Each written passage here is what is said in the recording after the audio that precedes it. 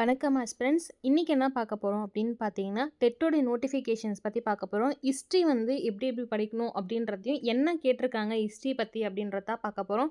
So paper 1 and paper 2 2மே பார்க்கலாம். இந்த நோட்டிஃபிகேஷன் ஆகஸ்ட் 11th வந்துட்டு வந்திருந்தது. ஸோ அது மட்டும் இல்லாம இந்த நோட்டிஃபிகேஷன் பேப்பர் 1 அண்ட் பேப்பர் 2 வந்து அதாவது 8th செப்டம்பர் வந்து ஆன்லைனில் வந்துட்டு அது வரைக்குமே நமக்கு வந்து அப்ளிகேஷன் போடுறதுக்கான டைம் கொடுத்துருக்காங்க. 11th 8th வரைக்கும் கிட்டத்தட்ட 1 மந்த் காலம் வந்து டைம் கொடுத்துருக்காங்க. ஸோ உங்களுக்கு இன்னுமே ஒரு 10 நாள்கள் இருக்குது. அதுக்குள்ளே போட்டு முடிச்சிடுங்க, ஓகேங்களா? ஸோ அது மட்டும் இல்லாமல் என்ன அப்படின்னு பார்த்தீங்கன்னா, டேட் ஆஃப் நோட்டிஃபிகேஷன் வந்து எப்போ விட்டுருக்காங்க அப்படின்னு பார்த்தீங்கன்னா 11/8. ஸோ அன்றைக்கி அப்ளிகேஷன் வந்து சப்மிஷன் வந்து ஸ்டார்ட் ஆகிடுச்சு. லாஸ்ட் டேட் ஆஃப் சப்மிஷன் அப்படின்னு பார்த்தீங்கன்னா 9th, அதாவது 8/9/2025 8th செப்டம்பர். எடிட் ஆப்ஷன் பார்த்தீங்கன்னா வந்து 2 நாள் டைம் கொடுத்துருக்காங்க. 19/11 வரைக்கும் டைம் கொடுத்துருக்காங்க.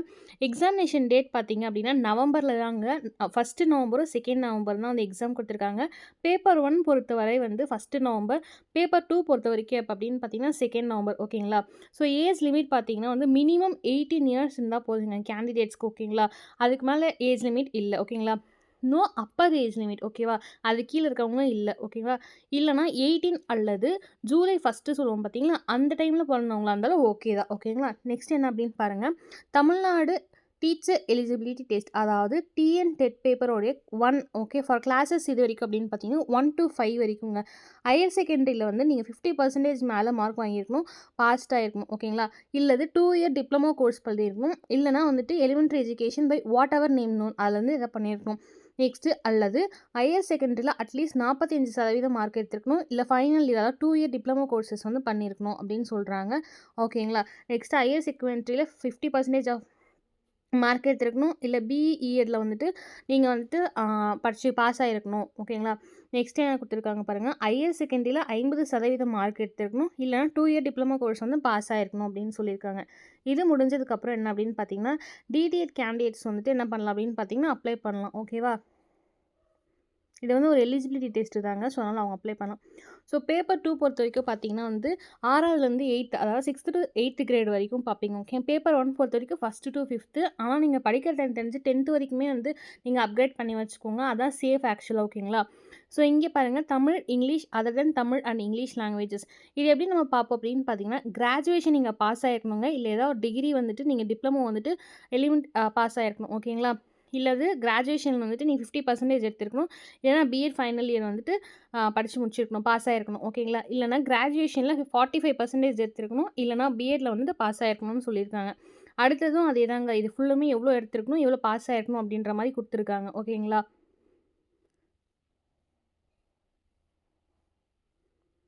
ஸோ இங்கே பாருங்கள், structure and content of TN TET. டெட்டை பொறுத்த வரைக்கும் 150 கொஷின் வருங்க. எல்லாமே வந்து மல்டிபிள் சாய்ஸ் கொஷின்ஸ் தான், எம்சிக்யூ தான் கேட்பாங்க. எவ்வளோ நேரம் எக்ஸாம் டியூரேஷன் அப்படின்னு பார்த்தீங்கன்னா 3 மணி நேரம். எக்ஸாமுடைய மோட் வந்து ஆஃப்லைன் தான். நம்ம ஓஎம்ஆர் பேஸ்டு வந்தால் எக்ஸாமினேஷன் வந்து எழுத ஆரம்பிப்போம். ஸோ பேப்பர் 1 பொறுத்த வரைக்கும் 1 to 5th வந்து படிக்கணுங்க. அதுவும் பாருங்கள் எப்படி சப்ஜெக்ட்ஸ் அப்படின்னு பார்த்தீங்கன்னா, கண்டென்ட் வந்து பார்த்தீங்கன்னா 5 இருக்குது, ஓகேங்களா? சைல்டு டெவலப்மெண்ட் அண்ட் பெடகாலஜின்னு சொல்லுவோம். இது வந்து எந்த ஏஜ் குரூப்புக்கு ரெலவெண்ட் அப்படின்னு பார்த்தீங்கன்னா 6 முதல் 11வது ஏஜ் குரூப்புக்கு ரெலவெண்ட்டாக இருக்குது. இது வந்து 30 மார்க் வந்துட்டு 30 கேள்விகள், 30 மார்க்கு. தமிழ் மீடியமும் இருக்குது, இங்கிலீஷ் மீடியம் இருக்குங்க. நான் சொல்கிறது லாங்குவேஜ் பொறுத்த வரைக்கும் நீங்கள் தமிழ் சூஸ் பண்ணிக்கலாம், தெலுங்கு சூஸ் பண்ணிக்கலாம், மலையாளம், கன்னடம், உருது, நீங்கள் இதெல்லாம் சூஸ் பண்ணிக்கலாம். நிறைய எப்பயுமே நம்ம எல்லாருமே தமிழ் தான் சூஸ் பண்ணுவோம், ஓகேங்களா? நெக்ஸ்ட்டு பார்த்தீங்கன்னா லாங்குவேஜ் 2க்கு கம்பல்சரி இங்கிலீஷ் இருக்குங்க, ஓகேங்களா? நெக்ஸ்ட்டு மேத்தமெட்டிக்ஸும் கம்பல்சரி இருக்குது. இவிஎஸ்ன்னு சொல்லுவோம் பார்த்தீங்களா, என்விரான்மெண்ட் ஸ்டடீஸ், அதுலேயும் 30 மார்க்குங்க. ஸோ சைல்டு அண்ட் டெவலப்மெண்ட் பெடகாலஜியில் 30 மார்க், லாங்குவேஜ் தமிழில் 30 மார்க், ஆங்கிலத்தில் 30 மார்க்கு, மேத்தமெட்டிக்ஸில் 30 மார்க், என்விரான்மெண்டல் ஸ்டடீஸில் 30 மார்க்குங்க. நீங்கள் தமிழ் அல்லது ஆங்கிலம் எதில் வேணாலும் தேர்வு எழுதிக்கலாம். 150 மார்க் வந்துருச்சுங்களா? ஸோ பேப்பர் 2 பாருங்கள். இதோட டிஃபிகல்ட் லெவல் பார்த்தீங்கன்னா வந்துட்டு என்னென்னா 6ஆம் வகுப்புலேருந்து 8ஆம் வகுப்பு, அதாவது 6th கிரேட்லேருந்து 8th கிரேட் வரைக்கும் செகண்டரி ஸ்டேஜ் வந்து இருக்குங்க. இதான் பேப்பர் 2. இதுலேயுமே சேம் சைல்டு டெவலப்மெண்ட் அண்ட் பெடகாலஜி வருங்க. இதுக்கு 30 மார்க். ஆனால் ஏஜ் ரெலவெண்ட் வந்து அங்கே 6 வயசுன்னு பார்த்தோம். இங்கே வந்து 11 வயசுலேருந்து 14 வயசான ஏஜ் டெவலப்மெண்ட் ஆனால் அந்த ரெலவெண்ட்டு பெடகாலஜி வந்து நம்ம பார்ப்போங்க, ஓகேங்களா? அதில் வந்து 30 மார்க்கு. தமிழ், ஆங்கிலம் இரண்டுமே இருக்குது. லாங்குவேஜும் சேம்ங்க. கம்பல்சரி வந்து தமிழ் தான் நம்ம எடுப்போம். லாங்குவேஜ் வந்து தெலுங்கு, மலையாளம், கன்னடம், உருது, அந்த சவுத் இந்தியன் லாங்குவேஜஸ் எல்லாமே வரும். ஓகேங்களா? நெக்ஸ்ட்டு பார்த்தீங்கன்னா, இங்கிலீஷ் கம்பல்சரி 30 மார்க்குங்க. ஸோ 90 மார்க் உங்களுக்கு வந்துருச்சு. இப்ப நான் சோசியல் சயின்ஸ் அதாவது ஹிஸ்ட்ரிய பத்தி சொல்றேன்னு சொல்லியிருந்தேன் பார்த்தீங்களா? இந்த இடத்துல என்ன அப்படின்னு பார்த்தீங்கன்னா, for mathematician and science teacher. அதாவது நீங்க மேக்ஸோ இல்ல சயின்ஸ் டீச்சரா இருந்தா, நீங்க வந்து அப்படின்றத தாண்டி உங்களுக்கு என்ன சப்ஜெக்ட்ஸ் வருமோ அந்த மாரி போட்டுக்கலாம். ஓகேங்களா? நெக்ஸ்ட்டு சோசியல் சயின்ஸ் டீச்சரா இருந்தா சோசியல் சயின்ஸ். இல்ல வேற ஏதாச்சும் சப்ஜெக்ட்டா இருந்தா வேற ஏதாச்சும். ஸோ நீங்க சூஸ் பண்றவங்க maximum history, geography, political, civics இது எல்லாமே எக்கனாமிக்ஸ் இது எல்லாமே நீங்க என்ன சூஸ் பண்ணியிருப்பீங்கன்னு பார்த்தா, சயின்ஸ் தான் சூஸ் பண்ணியிருப்பீங்க. இங்க என்ன குடுத்துருக்காங்கன்னா, மேத்தமெட்டிக்ஸ் அல்லது சோசியல் சயின்ஸ் அல்லது எனி அதர் சப்ஜெக்ட் குடுத்துருப்பாங்க. இதுல வந்து 60 மார்க்குங்க. ரொம்ப இம்பார்ட்டன்டான 60 மார்க் இதான். நீங்க ஈஸியா வந்து என்ன நினச்சிக்கூட ஃபர்ஸ்ட் கிரேட் டூ 5த் தானே, 6th to 8th தானே நினச்சிக்கலாம். 10th வரைக்கும் படிங்க. ரொம்ப இம்பார்ட்டன்ட் ஆக்சுவலா. சைல்ட் பெடகாலஜி ரொம்ப இம்பார்ட்டன்டான டாபிக். ஏன்னா வந்து ஃபர்ஸ்ட் பேப்பர்ல 30 மார்க், இதுல 30 மார்க், 60 மார்க் வந்துருச்சுங்களா? தமிழ் பொறுத்தவரைக்கும் அதுலயும் 30, இதுலயும் 30, 60. இங்கிலீஷ் பொறுத்தவரைக்கும் சேம் தாங்க. நீங்க சோசியல் சயின்ஸ் பொறுத்தவரைக்கும் 60 மார்க் உங்களுக்கு வந்து அப்படியே லம்பா வந்து 60 மார்க் இருக்கு. ஸோ மொத்தமா சேர்த்தா 180 மார்க் எழுதுவீங்க. ஓகேங்களா?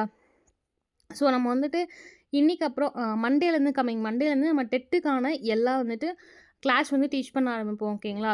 ஸோ வந்து நீங்கள் டெட்டுக்கான கிளாஸ் வந்து நம்ம அகாடமி எஸ்எஸ்எஸ்டி அகாடமியில் வந்து நீங்கள் பார்க்கலாம். ஓகேங்களா? அதுக்கப்புறம் டெஸ்ட் சீரிஸோ இல்லை பிடிஎஃபோ எது வேணுனாலும் நம்ம என்ன பண்ணுவோம், அதுக்கு அடுத்த வீடியோவில் வந்து சொல்ல ஆரம்பிப்போம். ஸோ நெக்ஸ்ட்டு பாருங்கள். இங்கே வந்து மினிமம் குவாலிஃபையிங் மார்க்ஸ் எவ்வளோ அப்படின்னு பார்த்தீங்கன்னா, ஜென்ரலில் வந்து 150 மார்க்ஸ் வந்து மேக்ஸிமம் மார்க்குங்க. மினிமம் வந்து 60% அதாவது 60% எடுத்துருக்கணும். இல்லை 90% எடுத்தா பாஸுங்க. பேப்பர் 1லையும் சரி, பேப்பர் 2லையும் சரி. So SC, SCA, BC, BCM, MBC, DNC or PWD இந்த பீப்புளுக்கு வந்துட்டு மினிமம் மார்க் எவ்வளோ அப்படின்னு பார்த்தீங்கன்னா, குவாலிஃபிகேஷன் மார்க் அதை விட 5% கம்மிங்க. 55%லேருந்து 82.5 மார்க்ஸ் எடுத்தால் போதும். ஓகேங்களா? அதே சேம் தாங்க பேப்பர் 2க்கு. எஸ்டி பொறுத்த வரைக்கும் 40% இல்ல 60 மார்க் எடுத்தா போதுங்க அவங்களுக்கு. பேப்பர் 2 வந்து பாருங்க 40லேருந்து 60% எடுத்தா போதுங்க.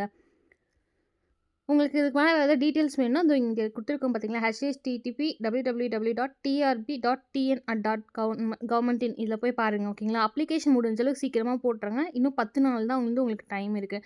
ஸோ எக்ஸாம் வந்து 1 நவம்பர் அண்ட் தென் வந்துட்டு எப்போ அப்படின்னு பார்த்தீங்கன்னா 2 நவம்பருங்க. ஓகேங்களா? ஸோ வந்து என்னென்ன டிகிரிக்கு வந்து குவாலிஃபிகேஷன் அப்படின்னு கொடுத்துருக்காங்கங்க. இது ரிட்டன் எக்ஸாம் தான். எக்ஸாமினேஷன் ரிசல்ட் வந்து வெப்சைட்டில் பார்த்துக்கலாம். நெக்ஸ்ட்டு கேட்டகரி உங்களுக்கு ஆல்ரெடி சொன்னது தான். குவாலிஃபையிங் மார்க்ஸ் வந்து சொன்னது தான். ஓகேங்க. நெக்ஸ்ட்டு டிஎன் டெட்டுக்கு வந்து நம்ம அடுத்தது டெஸ்ட் பேட்ச் ஸ்டார்ட் பண்ணலான்னு இருக்கோங்க. ஃபஸ்ட்டு போர்ஷன் வந்து நாங்கள் வந்து கவர் பண்ண ஆரம்பிக்கிறோம். போர்ஷன் கவர் பண்ணதுக்கப்புறம் டெஸ்ட் பேட்ச் வந்து ஸ்டார்ட் ஆகும். உங்களுக்கு இன்ட்ரெஸ்ட் இருக்கவங்களுக்கு வந்துட்டு நாங்கள் ஃபஸ்ட் வீடியோ வந்து டெட்டோடைய ஃபஸ்ட்டு வீடியோ போடுவோம் பார்த்தீங்களா? அதாவது நம்ம வந்து என்ன படிக்கணும் அப்படின்றத போடுவோம் பார்த்தீங்களா? அதில் வந்து கீழே வந்து வாட்ஸ்அப் நம்பர் கொடுப்போம். உங்களுக்கு டிஎன் டெட்டில் வந்துட்டு உங்களுக்கு ஜாயின் பண்ண விருப்பம் இருந்தால் வந்துட்டு ஜாயின் பண்ணிக்கலாம். ஓகேங்களா? Thank you aspirants.